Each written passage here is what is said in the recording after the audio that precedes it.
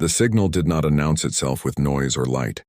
It slipped into the dark like a thought that did not belong to anyone. Somewhere beyond mapped space, something noticed it and paused.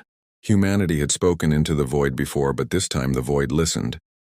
On the far edge of the solar system, an observation array floated in silence. Its instruments were old by design, simple by necessity. It watched not for ships but for patterns, for changes in the background that should never change. When the first anomaly appeared, the technicians thought it was interference. When it repeated, they stopped breathing. The message had no language, no symbols, no sound.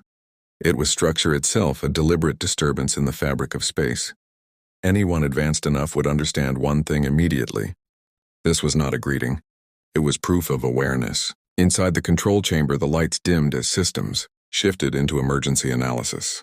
Data flowed faster than human eyes could follow. The director stood motionless, staring at a single line on the screen that refused to stabilize. Whatever had noticed them was not rushing. It was observing. Humanity had argued for decades about whether to stay quiet or speak first. The decision had been made quietly years ago. If something was already listening, silence would be meaningless. The response had been prepared long before this night. Across Earth, deep transmitters awakened one by one. Not weapons, not words, context. History compressed into mathematical truth. Evidence of curiosity, conflict, survival, and restraint. Humanity did not shout. It answered. If you are feeling that quiet tension right now and you want to know what happens when the universe answers back, please subscribe to my YouTube channel. Stories like this only grow when people choose to stay for what comes next, and your subscription truly helps more than you know. As the response left Earth, the anomaly changed. Not closer, not stronger, different. That was when fear arrived. Change meant interpretation. Interpretation meant judgment. In places no human had ever seen, vast structures adjusted their attention. Ancient networks rerouted awareness.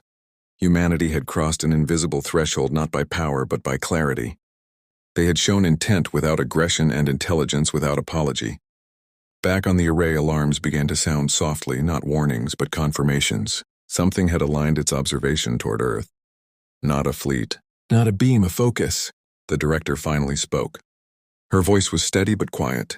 She said, "They are no longer asking who we are. They are deciding what we mean." Outside the window, the stars looked the same as always. That was the most unsettling part.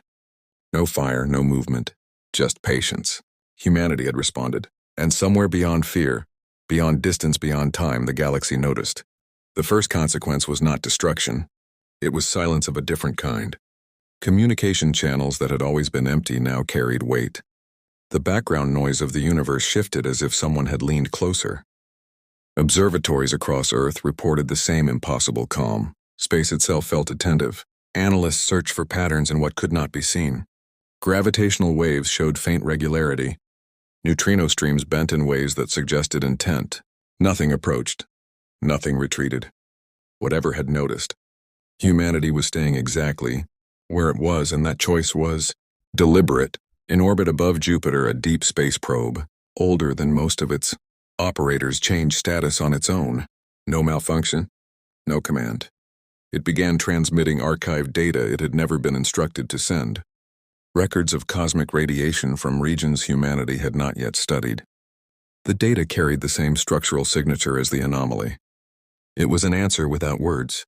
On Earth, the reaction fractured along familiar lines. Some called it salvation. Others called it a test. Governments released calm statements, while quietly transferring authority to scientific councils that had never expected to hold such power. The military stood ready not with weapons but with questions. Against something, this old force felt childish. The director of the array slept for the first time in 40 hours and dreamed of standing in a room with no walls. She woke knowing the dream was not hers alone. Across the planet, others reported the same sensation. A presence not invasive but shared, as if humanity had been included in a conversation already in progress. Then the second message arrived. It did not travel through space. It occurred. Every synchronized clock on Earth skipped forward by the same fraction of a second. The error was identical everywhere. Physics allowed no such thing. Time itself had been used as a medium.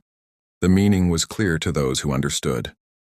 We see you. We can reach you. We choose not to step closer. Panic finally surfaced, but it was restrained by awe.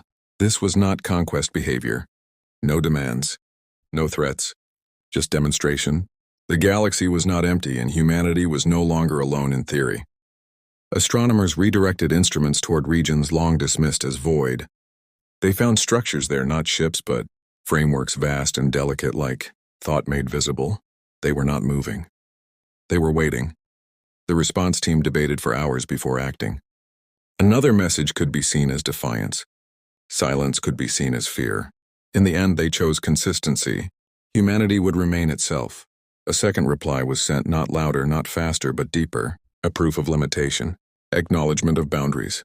A statement that said we know what we are not as clearly as what we are. The waiting frameworks reacted by changing orientation. Not toward Earth alone, but toward the paths humanity had once dreamed of traveling. As if marking routes. As if mapping futures. The director watched the data, stabilize, and felt something.